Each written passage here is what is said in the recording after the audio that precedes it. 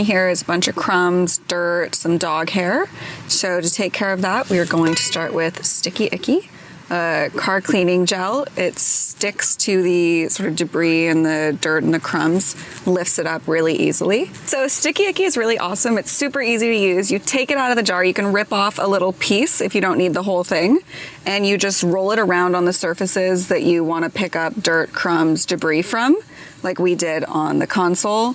When you're done with it, if it's not super dirty, put it back in the jar. If it's really dirty, we suggest tossing it, and then on your next time using it, pulling off a new piece. Sticky Icky is great to use on center consoles, as we did, in cup holders, and also on the air vents in your car, because those get full of sort of dust that you can't really get out with a towel or a brush. It's a lot easier to put something sticky in there to pick up all that leftover bits that you can't really easily